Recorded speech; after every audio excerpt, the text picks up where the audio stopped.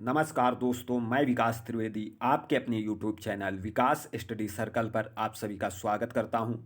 दोस्तों, आज हम एसएससी जीडी का जो हमारा एग्ज़ाम 25 जनवरी 2023 को आयोजित किया गया है, उसकी सभी शिफ्टों में पूछे गए जीएस के प्रश्नों को लेकर आए हैं। तो दोस्तों, वीडियो के साथ अंत तक बने रहिएगा और वीडियो को ज़्यादा से ज़्यादा लाइक करें, शेयर करें और चैनल को सब्सक्राइब जरूर करें। दोस्तों, सर्वप्रथम दोस्तों आप सभी को 74वें गणतंत्र दिवस की हार्दिक शुभकामनाएं। शुरू करते हैं दोस्तों 25 जनवरी की फर्स्ट शिफ्ट में पूछा गया प्रश्न। दोस्तों, सबसे पहला प्रश्न पूछा गया कि किस लोक नृत्य को शास्त्रीय नृत्य का दर्जा दिया गया है। तो दोस्तों, किस लोक नृत्य को शास्त्रीय नृत्य का दर्जा दिया गया, तो इसमें हमारा राइट आंसर क्या हो जाएगा, क्षत्रिय नृत्य। दोस्तों, क्षत्रिय नृत्य जो है ये पहले असम राज्य का लोक नृत्य हुआ करता था, लेकिन वर्तमान में इसे दोस्तों शास्त्रीय नृत्य का दर्जा दे दिया गया है। तो ये दोस्तों असम राज्य का शास्त्रीय नृत्य है। तो इसमें हमारा राइट आंसर क्या हो जाएगा, क्षत्रिय नृत्य। दोस्तों, अगर हम लोग बात करें कि भारत में कुल शास्त्रीय नृत्यों की संख्या कितनी है, तो दोस्तों हमारा आंसर क्या हो जाएगा, 8। भारत में कुल शास्त्रीय नृत्यों की संख्या 8 है। और दोस्तों इनमें से 8 कौन कौन से हैं, तो मोहिनी अट्टम और कथकली। दोस्तों, मोहिनी अट्टम और कथकली ये किस राज्य के शास्त्रीय नृत्य हैं, तो केरल राज्य के हैं। मोहिनी अट्टम और कथकली दोस्तों ये केरल राज्य के शास्त्रीय नृत्य हैं। कुचिपुड़ी दोस्तों ये आंध्र प्रदेश राज्य का शास्त्रीय नृत्य है। दोस्तों, कुचिपुड़ी आंध्र प्रदेश राज्य का शास्त्रीय नृत्य है। भरतनाट्यम तमिलनाडु राज्य का शास्त्रीय नृत्य है। ओडिसी ओडिशा राज्य का शास्त्रीय नृत्य है। मणिपुरी मणिपुर राज्य का शास्त्रीय नृत्य है। और कथक दोस्तों ये उत्तर भारत का शास्त्रीय नृत्य है। तो दोस्तों ये हमारे 8 शास्त्रीय नृत्य हैं। दोस्तों, हर शिफ्ट में शास्त्रीय नृत्य या लोक नृत्य से प्रश्न पूछा जा रहा है। तो दोस्तों, जिनका एग्जाम अभी हुआ नहीं है वो लोग शास्त्रीय नृत्य और लोक नृत्य को बहुत अच्छे से पढ़ के जाएं। उसके बाद दोस्तों अगला प्रश्न पूछा गया था, कबड्डी में कितने खिलाड़ी होते हैं। दोस्तों, कबड्डी में कितने खिलाड़ी होते हैं, तो इसमें दोस्तों हमारा राइट आंसर क्या हो जाएगा, एक पक्ष में 7 खिलाड़ी होते हैं। दोस्तों, कबड्डी में एक पक्ष में कितने खिलाड़ी होते हैं, 7 खिलाड़ी होते हैं। इसके पहले दोस्तों वॉलीबॉल में पूछा जा चुका है कि वॉलीबॉल में कितने खिलाड़ी होते हैं, तो दोस्तों 6 हमारा राइट आंसर हो जाएगा। खो खो में दोस्तों कितने होते हैं, तो दोस्तों खो खो में 9 खिलाड़ी होते हैं। हॉकी, फुटबॉल और क्रिकेट, दोस्तों हॉकी, फुटबॉल और क्रिकेट में 11 खिलाड़ी होते हैं। उसके बाद दोस्तों पोलो की बात करें तो पोलो में 4 खिलाड़ी होते हैं। बेसबॉल में दोस्तों 9 खिलाड़ी होते हैं। बास्केटबॉल में 5 खिलाड़ी होते हैं। तो दोस्तों बहुत अच्छे से पढ़ के जाना कि बास्केटबॉल में 5 खिलाड़ी होते हैं, बेसबॉल में 9 होते हैं, पोलो में 4 होते हैं, वॉलीबॉल में 6 होते हैं, हॉकी, फुटबॉल, क्रिकेट इन तीनों में दोस्तों 11-11 खिलाड़ी होते हैं। उसके बाद दोस्तों अगला प्रश्न क्या पूछा गया था, आंध्र प्रदेश के वर्तमान में राज्यपाल कौन है। तो दोस्तों आंध्र प्रदेश के वर्तमान में राज्यपाल कौन है, तो विश्वभूषण हरिचंदन। दोस्तों आंध्र प्रदेश के वर्तमान में राज्यपाल कौन है, तो विश्वभूषण हरिचंदन हमारा राइट आंसर हो जाएगा। और दोस्तों अगर बात करें कि आंध्र प्रदेश के वर्तमान में सीएम कौन है, तो दोस्तों आंध्र प्रदेश के वर्तमान में सीएम कौन है, तो वाई.एस. जगनमोहन रेड्डी। दोस्तों वाई.एस. जगनमोहन रेड्डी जो हैं वो आंध्र प्रदेश के वर्तमान सीएम हैं। और दोस्तों अभी हमने आपको बताया था कि आंध्र प्रदेश का एक शास्त्रीय नृत्य है, वो कौन सा शास्त्रीय नृत्य है, आप लोग कमेंट बॉक्स में इसका आंसर जरूर बताइएगा। उसके बाद दोस्तों अगला प्रश्न पूछा गया था कि मौलिक कर्तव्य को किस संविधान संशोधन के तहत जोड़ा गया था। दोस्तों मौलिक कर्तव्यों को भारतीय संविधान में किस संविधान संशोधन के तहत जोड़ा गया था, तो इसमें दोस्तों हमारा राइट आंसर क्या हो जाएगा, 42वें संविधान संशोधन 1976 के द्वारा। दोस्तों मौलिक कर्तव्यों को हमारे संविधान में 42वें संविधान संशोधन 1976 के द्वारा जोड़ा गया था। दोस्तों ये किसकी सिफारिश पर जोड़े गए थे, तो सरदार स्वर्ण सिंह समिति की सिफारिश पर। दोस्तों सरदार स्वर्ण सिंह समिति की सिफारिश पर मौलिक कर्तव्यों को भारतीय संविधान में 42वें संविधान संशोधन 1976 के द्वारा जोड़ा गया था। और दोस्तों अगर क्वेश्चन आ जाए कि मूल संविधान में मौलिक कर्तव्यों की संख्या कितनी थी, तो दोस्तों 0 थी। और दोस्तों सरदार स्वर्ण सिंह समिति की सिफारिश पर 42वें संविधान संशोधन 1976 के द्वारा दोस्तों 10 मौलिक कर्तव्य जोड़े गए थे। 10 मौलिक कर्तव्य जोड़े गए थे। और दोस्तों वर्तमान में मौलिक कर्तव्य कितने हैं, तो 11 हैं। तो दोस्तों ये 11वां मौलिक कर्तव्य कब जोड़ा गया था, तो दोस्तों इसे जोड़ा गया था 86वें संविधान संशोधन के द्वारा। और दोस्तों ये 11वां मौलिक कर्तव्य है क्या, तो 6 से 14 वर्ष तक के बच्चों के लिए शिक्षा का अधिकार। तो दोस्तों ये जो प्राथमिक शिक्षा प्रदान करना, ये बच्चों के माता पिता या संरक्षक का वो संरक्षक का होता है कि 6 से 14 वर्ष तक की आयु के बच्चों के लिए प्राथमिक शिक्षा का प्रदान करना। ये दोस्तों 86वें संविधान संशोधन के द्वारा 11वां मौलिक कर्तव्य हमारे संविधान में जोड़ा गया। उसके बाद दोस्तों अगला प्रश्न पूछा गया था, कोशिका में लवक कहाँ पाया जाता है। दोस्तों कोशिका में लवक कहाँ पाया जाता है, तो दोस्तों आप लोग जानते हैं कि केवल पादप कोशिकाओं में ही लवक पाए जाते हैं। दोस्तों केवल पादप कोशिकाओं में ही लवक पाए जाते हैं। दोस्तों प्लांट सेल में ही केवल लवक पाए जाते हैं। और दोस्तों ये लवक कहाँ पाए जाते हैं, तो पादप कोशिका के कोशिका द्रव्य में। दोस्तों पादप कोशिका के कोशिका द्रव्य में ये लवक पाए जाते हैं। और दोस्तों लवक होते कितने हैं, तो 3 होते हैं। दोस्तों 3 लवक होते हैं। कौन कौन से, पहला हमारा हो जाएगा हरित लवक, पहला हरित लवक। दूसरा हो जाएगा दोस्तों वर्णी लवक, वर्णी लवक। और तीसरा अवर्णी लवक। तो दोस्तों ये 3 प्रकार के लवक होते हैं और लवक दोस्तों केवल प्लांट सेल में पाए जाते हैं। उसके बाद दोस्तों अगले क्वेश्चन पर चलते हैं। अगला क्वेश्चन पूछा गया था, सबसे पुराना वेद कौन सा है। तो दोस्तों सबसे पुराना वेद कौन सा है, इसमें हमारा राइट आंसर क्या हो जाएगा, तो ऋग्वेद। दोस्तों सबसे पुराना वेद है ऋग्वेद। और कुल वेदों की संख्या कितनी है, तो 4 है दोस्तों। सबसे पुराना ऋग्वेद है और सबसे नया दोस्तों तो अथर्ववेद। दोस्तों सबसे नया वेद कौन सा है, तो अथर्ववेद सबसे नया वेद है। और दोस्तों अगर हम लोग बात करें कि गद्य एवं पद्य दोनों में कौन सा वेद है, तो दोस्तों गद्य एवं पद्य में कौन सा वेद है, तो यजुर्वेद। दोस्तों गद्य तथा पद्य दोनों में जो है वो यजुर्वेद है। और भारतीय संगीत का जनक, भारतीय संगीत का जनक किस वेद को कहा जाता है, तो सामवेद को। तो दोस्तों आप लोगों को क्लियर हो गया होगा, सबसे पुराना वेद ऋग्वेद, सबसे नया वेद अथर्ववेद, भारतीय संगीत का जनक सामवेद, और दोस्तों गद्य एवं पद्य दोनों में जो वेद है तो यजुर्वेद। और कुल वेद कितने हैं, तो 4 कौन से हैं, ऋग्वेद, सामवेद, यजुर्वेद और अथर्ववेद। उसके बाद दोस्तों अगले क्वेश्चन पर चलते हैं। अगला क्वेश्चन हमारा है, ग्राम पंचायत किस अनुसूची के तहत आता है। तो दोस्तों ग्राम पंचायत किस अनुसूची के तहत आता है, तो 11वीं अनुसूची के तहत आता है। दोस्तों वर्तमान में कुल अनुसूचियाँ कितनी हैं, तो 12 हैं। और दोस्तों ये 11वीं अनुसूची जो है ये किस संविधान संशोधन के द्वारा जोड़ी गई, तो 73वें संविधान संशोधन 1993 के द्वारा ये हमारे संविधान में 11वीं अनुसूची जोड़ी गई। और 11वीं अनुसूची में दोस्तों 29 विषय प्रदान किए गए हैं पंचायती राज संस्थाओं को कार्य करने के लिए। तो दोस्तों 11वीं जो हमारी अनुसूची है इसमें 29 विषय प्रदान किए गए हैं ग्राम पंचायतों संस्थाओं को कार्य करने के लिए प्रदान किए गए हैं। और ये दोस्तों किस संविधान संशोधन के द्वारा जोड़ी गई, तो 73वें संविधान संशोधन 1993 के द्वारा 11वीं अनुसूची जोड़ी गई। और वर्तमान में कुल अनुसूची कितनी है, तो 12 है। और मूल संविधान में कुल अनुसूचियाँ कितनी थी, तो 8 थी दोस्तों। उसके बाद दोस्तों अगला प्रश्न पूछा गया था, 2018 के एशियन गेम्स के समापन समारोह के ध्वजवाहक कौन रहे थे। तो दोस्तों 2018 के एशियन गेम्स के समापन समारोह के ध्वजवाहक कौन रहे थे, तो रानी रामपाल। दोस्तों वर्तमान में रानी रामपाल जो हैं ये भारतीय महिला हॉकी टीम की कैप्टन है। दोस्तों वर्तमान में भारतीय महिला हॉकी टीम की कप्तान है रानी रामपाल, जिन्होंने 2018 के एशियन गेम्स के समापन समारोह में ध्वजवाहक रही थी दोस्तों, ये रानी रामपाल। उसके बाद दोस्तों अगला प्रश्न पूछा गया था, भारत में उच्च न्यायालयों की कुल संख्या कितनी है। तो दोस्तों भारत में उच्च न्यायालयों की संख्या कुल कितनी है, तो हमारा राइट आंसर क्या हो जाएगा, तो 25 है दोस्तों। और दोस्तों उच्च न्यायालयों का उल्लेख संविधान के किस अनुच्छेद में है, तो अनुच्छेद 214 में। दोस्तों अनुच्छेद 214 में उच्च न्यायालयों का उल्लेख है। और वर्तमान में भारत में कुल कितने उच्च न्यायालय हैं, तो 25 हैं। उसके बाद दोस्तों अगला प्रश्न पूछा गया था, हाल ही में सेवा ऐप किसके द्वारा लॉन्च किया गया। तो दोस्तों हाल ही में सेवा ऐप किसके द्वारा लॉन्च किया गया, तो इसमें दोस्तों हमारा राइट आंसर हो जाएगा पीयूष गोयल। दोस्तों वर्तमान में वाणिज्य और उद्योग मंत्री पीयूष गोयल के द्वारा सेवा ऐप लॉन्च किया गया था। ये दोस्तों पीयूष गोयल कौन से मंत्री हैं, तो वाणिज्य और उद्योग मंत्री हैं दोस्तों ये पीयूष गोयल, और इन्हीं के द्वारा सेवा ऐप लॉन्च किया गया था। उसके बाद दोस्तों अगला प्रश्न पूछा गया था, 5वीं पंचवर्षीय योजना क्या थी। दोस्तों पंचवर्षीय योजनाओं से हर शिफ्ट में प्रश्न पूछा जा रहा है, तो ये योजनाएं बहुत अच्छे से पढ़ के जाना दोस्तों। 5वीं पंचवर्षीय योजना क्या थी दोस्तों, तो 5वीं पंचवर्षीय योजना में दोस्तों गरीबी दूर करना और आत्मनिर्भरता पर जोर दिया गया था।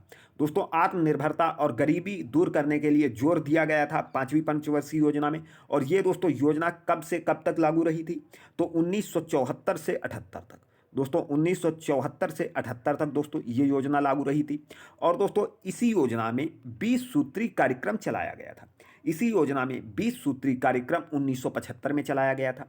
दोस्तों आपको हमने बताया था, जब 24 जनवरी का हम लोग पूछे गए प्रश्नों पर चर्चा कर रहे थे, तब हमने बताया था दोस्तों प्रथम पंचवर्षीय योजना हेराल्ड डोमर मॉडल पर आधारित है। द्वितीय पंचवर्षीय योजना पीसी महालनोबिस मॉडल पर आधारित है। दोस्तों ये प्रथम पंचवर्षीय योजना, द्वितीय पंचवर्षीय योजना हमारे सभी एग्जामों की दृष्टि से बहुत ही महत्वपूर्ण रहती हैं। और दोस्तों आपने देखा होगा कि एसएससी जीडी के प्रत्येक दिन और हर शिफ्ट के एग्जाम में ये प्रथम पंचवर्षीय योजना और द्वितीय पंचवर्षीय योजना से प्रश्न पूछा गया है। और दोस्तों इसमें कौन सा प्रश्न पूछा गया है, तो पांचवी पंचवर्षीय योजना। दोस्तों पांचवी पंचवर्षीय योजना से पूछा गया था कि इसका उद्देश्य क्या था, तो गरीबी दूर करना और आत्मनिर्भरता पर जोर दिया गया था। उसके बाद दोस्तों अगला प्रश्न पूछा गया है कि वर्तमान में भारतीय संविधान में कुल कितनी अनुसूचियां हैं। अभी दोस्तों हमने आपको जब 11वीं अनुसूची के बारे में हम लोग चर्चा कर रहे थे, तब हमने आपको बताया कि वर्तमान में 12 अनुसूची हैं। मूल संविधान में 8 अनुसूचियां थी। तो दोस्तों 8 अनुसूचियां मूल संविधान में थी और वर्तमान में 12 अनुसूचियां हैं। तो हमारे क्वेश्चन का राइट आंसर क्या हो जाएगा, 12।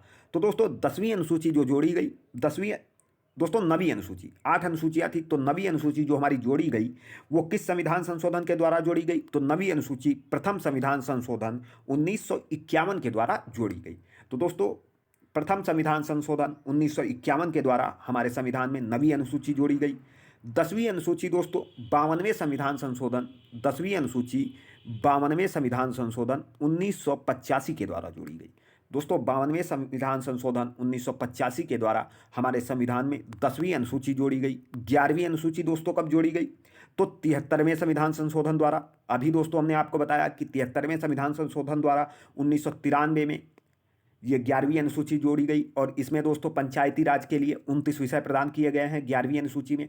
और दोस्तों ये 12वीं अनुसूची कब जोड़ी गई, तो 74वें संविधान संशोधन 1993 के द्वारा हमारे संविधान में 12वीं अनुसूची जोड़ी गई। और वर्तमान में कुल अनुसूचियों की संख्या कितनी है, तो 12 हो जाएगा हमारा राइट आंसर। उसके बाद दोस्तों अगला प्रश्न पूछा गया था कि भारत के महान्यायवादी को किस अनुच्छेद के तहत राष्ट्रपति द्वारा नियुक्त किया जाता है। तो दोस्तों ये जो भारत का अटॉर्नी जनरल होता है उसको भारत के राष्ट्रपति के द्वारा किस अनुच्छेद के अंतर्गत नियुक्त किया जाता है, तो इसमें दोस्तों हमारा राइट आंसर क्या हो जाएगा, अनुच्छेद 76। तो दोस्तों अनुच्छेद 76 के अंतर्गत राष्ट्रपति जो है वो महान्यायवादी की नियुक्ति करता है। दोस्तों आप लोग जानते हैं कि जो महान्यायवादी है ये भारत सरकार का प्रथम विधि अधिकारी होता है। दोस्तों महान्यायवादी भारत सरकार का प्रथम विधि अधिकारी होता है। और दोस्तों इसकी नियुक्ति तो राष्ट्रपति करता है। और ये दोस्तों पद धारण कैसे करता है, तो राष्ट्रपति के प्रसाद पर्यंत महान्यायवादी जो है वो राष्ट्रपति के प्रसाद पर्यंत पद धारण करता है। और दोस्तों ये महान्यायवादी भारत सरकार का प्रथम विधि अधिकारी होता है। और महान्यायवादी की नियुक्ति दोस्तों राष्ट्रपति किस अनुच्छेद के तहत करता है, तो 76 हमारा राइट आंसर हो जाएगा। उसके बाद दोस्तों अगला प्रश्न पूछा गया था, चौरी चौरा कांड कौन से आंदोलन में हुआ था। तो दोस्तों आप लोग जानते हैं कि असहयोग आंदोलन जब गांधी जी के द्वारा चलाया जा रहा था, उसी समय दोस्तों 5 फरवरी 1922 को दोस्तों गोरखपुर, दोस्तों उत्तर प्रदेश के गोरखपुर जिले में चौरी चौरा की घटना हुई। ये दोस्तों घटना क्या हुई थी, तो दोस्तों इसमें जो आंदोलनकारी थे इन्होंने एक थाने में आग लगा दी थी, जिसमें एक थानेदार सहित लगभग 21 पुलिस कर्मचारियों की मौत हो गई थी। और इसी से दुखी होकर महात्मा गांधी जी ने असहयोग आंदोलन को स्थगित कर दिया था। तो दोस्तों ये चौरी चौरा कांड कौन से आंदोलन में हुआ था, तो असहयोग आंदोलन में हुआ था। और दोस्तों अभी हमने आपको बताया कि चौरी चौरा कांड कब हुआ था, तो दोस्तों ये हुआ था 5 फरवरी 1922 को। उसके बाद दोस्तों अगला प्रश्न दोस्तों ये पूछा गया था, रेशम मार्ग भारतीयों के लिए किसने शुरू किया था। तो दोस्तों रेशम मार्ग भारतीयों के लिए किसने शुरू किया था, कुषाण वंश के महान शासक कनिष्क ने। दोस्तों कुषाण वंश के महान शासक कनिष्क ने रेशम मार्ग भारतीयों के लिए शुरू किया था। दोस्तों कनिष्क के ही समय में एक बहुत ही महत्वपूर्ण कार्य हुआ था, तो चौथी बौद्ध संगीत का आयोजन किया गया था। दोस्तों चौथी बौद्ध संगीत का आयोजन कनिष्क के शासनकाल में हुआ था। और कहाँ हुआ था, तो कुंडलवन कश्मीर में। दोस्तों कुंडलवन कश्मीर में कनिष्क के शासनकाल में ही दोस्तों चौथी बौद्ध संगीत का आयोजन किया गया था। और भारतीयों के लिए रेशम मार्ग किसने शुरू किया, तो कनिष्क ने दोस्तों शुरू किया। और गांधार और मथुरा कला शैली का विकास दोस्तों किसके शासनकाल में हुआ, तो वो भी दोस्तों कनिष्क के शासनकाल में हुआ। दोस्तों मोस्ट इंपॉर्टेंट है कनिष्क हमारे एग्जाम की दृष्टि से। और गांधार और मथुरा कला शैली का विकास किसके शासनकाल में हुआ, तो कनिष्क। और दोस्तों ये कनिष्क किस वंश का शासक था, तो कुषाण वंश का। उसके बाद दोस्तों अगला प्रश्न पूछा गया था, मगध साम्राज्य की स्थापना किस नदी के किनारे पर की गई थी। तो दोस्तों मगध साम्राज्य की स्थापना गंगा नदी के किनारे की गई थी। दोस्तों मगध साम्राज्य की स्थापना किस नदी के किनारे की गई, तो गंगा हमारा राइट आंसर हो जाएगा। उसके बाद दोस्तों अगला प्रश्न पूछा गया था, गोची उत्सव। गोची उत्सव दोस्तों किस राज्य में मनाया जाता है, तो इसमें दोस्तों हमारा राइट आंसर हो जाएगा हिमाचल प्रदेश। हिमाचल प्रदेश में दोस्तों गोची उत्सव मनाया जाता है। दोस्तों अगर और उत्सव की बात करें, क्योंकि आप लोग जानते हैं दोस्तों एसएससी जीडी की हर शिफ्ट में उत्सव और त्योहारों से भी प्रश्न पूछे जा रहे हैं। तो दोस्तों ये हार्नबिल त्यौहार, ये जो हार्नबिल उत्सव है ये कहाँ मनाया जाता है, तो नागालैंड में। लोसर दोस्तों ये लद्दाख में। और लोसांग दोस्तों सिक्किम में। उसके बाद दोस्तों थाईपुसम तमिलनाडु में। बथगुम्मा तेलंगाना में। और मेदराम यात्रा तेलंगाना में। दोस्तों ये सभी त्यौहार दोस्तों मोस्ट इंपॉर्टेंट हैं आपके एग्जाम की दृष्टि से। उसके बाद दोस्तों अगला प्रश्न है, फुटबॉल में गोल पोस्ट की ऊंचाई कितनी होती है। दोस्तों मोस्ट इंपॉर्टेंट क्वेश्चन है, फुटबॉल में गोल पोस्ट की ऊंचाई कितनी होती है, तो यह 8 फुट ऊंचा होता है दोस्तों, 8 फुट ऊंचा होता है। अगर मीटर में बात करें तो 2.44 मीटर। और दोस्तों कल की शिफ्ट में 24 जनवरी की शिफ्ट में पूछा गया था कि क्रिकेट पिच की लंबाई कितनी होती है, तो दोस्तों 22 गज होती है। और आज की दोस्तों ये 25 जनवरी की जो शिफ्ट है उसमें पूछा गया है कि फुटबॉल में गोल पोस्ट की ऊंचाई कितनी होती है, तो दोस्तों 8 फुट या 2.44 मीटर। उसके बाद दोस्तों अगला क्वेश्चन पूछा गया था, 1952 में व्यक्तिगत रूप से भारत की तरफ से ओलंपिक पदक किसने जीता था। तो दोस्तों 1952 में व्यक्तिगत रूप से भारत की तरफ से ओलंपिक पदक किसने जीता, तो केडी जाधव ने। दोस्तों केडी जाधव ने 1952 में व्यक्तिगत रूप से भारत की तरफ से ओलंपिक पदक जीता था। उसके बाद दोस्तों अगला क्वेश्चन पूछा गया था, खर्ची महोत्सव। खर्ची महोत्सव का आयोजन किस राज्य में किया जाता है, तो दोस्तों त्रिपुरा। अगर आप लोगों ने राइट आंसर त्रिपुरा लगाया है तो आपका बिल्कुल सही हो जाएगा। उसके बाद दोस्तों अगला प्रश्न पूछा गया था कि सर्दियों के मौसम में शीतकालीन होने वाली वर्षा को किस रूप में जाना जाता है, तो दोस्तों इसे सर्दियों के मौसम में होने वाली वर्षा को मावठ कहा जाता है, मावठ के नाम से जाना जाता है। तो इसमें दोस्तों मावठ हमारा राइट आंसर हो जाएगा। उसके बाद दोस्तों प्रश्न पूछा गया था, हाइड्रोजन के सबसे बाहरी कोष में कितने इलेक्ट्रॉन होते हैं, तो दोस्तों हाइड्रोजन के सबसे बाहरी कोष में 7 इलेक्ट्रॉन होते हैं। उसके बाद दोस्तों अगला प्रश्न पूछा गया था, संयुक्त राष्ट्र संघ में भारत के स्थायी प्रतिनिधि कौन है, तो दोस्तों संयुक्त राष्ट्र संघ में भारत के स्थायी प्रतिनिधि हैं रुचिरा कंबोज। रुचिरा कंबोज दोस्तों ये भारत के स्थायी प्रतिनिधि हैं। उसके बाद दोस्तों अगला प्रश्न पूछा गया था, राउत नाच किस राज्य का लोक नृत्य है, तो दोस्तों राउत नाच जो है वो किस राज्य का लोक नृत्य है, तो ये छत्तीसगढ़ राज्य का लोक नृत्य है। उसके बाद दोस्तों अगला प्रश्न पूछा गया था, क्षेत्रफल के अनुसार सबसे बड़ा राज्य कौन सा है, तो दोस्तों क्षेत्रफल के अनुसार सबसे बड़ा राज्य राजस्थान है। उसके बाद दोस्तों अगर हम लोग बात करें कि सबसे छोटा राज्य कौन है, तो गोवा है। और अगर दोस्तों बात करें हम लोग कि जनसंख्या की दृष्टि से सबसे बड़ा राज्य कौन है, तो उत्तर प्रदेश है। और दोस्तों जनसंख्या की दृष्टि से सबसे छोटा राज्य कौन है, तो सिक्किम है दोस्तों। और जनसंख्या घनत्व की दृष्टि से सबसे कम जनसंख्या घनत्व किसका है, तो अरुणाचल प्रदेश का है दोस्तों। जनसंख्या से दोस्तों प्रश्न हर शिफ्ट में पूछा जा रहा है। और इसमें दोस्तों पूछा गया है कि क्षेत्रफल की दृष्टि से सबसे बड़ा राज्य, तो राजस्थान। उसके बाद दोस्तों अगला क्वेश्चन है कि नाबार्ड किसके अधीन कार्यरत है, तो दोस्तों नाबार्ड किसके अधीन कार्यरत है, तो भारत सरकार के पूर्ण स्वामित्व में। दोस्तों भारत सरकार के पूर्ण स्वामित्व में ये नाबार्ड कार्यरत है। और नाबार्ड की स्थापना दोस्तों 12 जुलाई 1982 को नाबार्ड की स्थापना शिवरमन समिति की सिफारिश पर की गई थी। तो दोस्तों नाबार्ड की स्थापना कब की गई, तो 12 जुलाई 1982 को। किसकी सिफारिश पर, तो शिवरमन समिति की सिफारिश पर। उसके बाद दोस्तों अगला प्रश्न पूछा गया था कि भारतीय क्रिकेट कंट्रोल बोर्ड बीसीसीआई के प्रथम अध्यक्ष कौन थे, तो दोस्तों बीसीसीआई के प्रथम अध्यक्ष कौन थे, तो श्री R.E. ग्रांट गोवन थे। दोस्तों श्री R.E. ग्रांट गोवन ये बीसीसीआई के प्रथम अध्यक्ष थे। वर्तमान में दोस्तों बीसीसीआई के अध्यक्ष कौन है, तो रोजर बिन्नी। वर्तमान में दोस्तों बीसीसीआई के प्रथम अध्यक्ष कौन है, तो रोजर बिन्नी है। और दोस्तों रोजर बिन्नी से पहले कौन अध्यक्ष थे, तो सौरव गांगुली थे। उसके बाद दोस्तों ये रहे दोस्तों 25 जनवरी की सभी शिफ्टों में पूछे गए जीएस के प्रश्न। दोस्तों, अगर आपको ये वीडियो अच्छा लगा है तो वीडियो को ज़्यादा से ज़्यादा लाइक करें, शेयर करें और चैनल को सब्सक्राइब जरूर करें। दोस्तों, मिलते हैं अगली क्लास में, तब तक के लिए धन्यवाद। जय हिंद।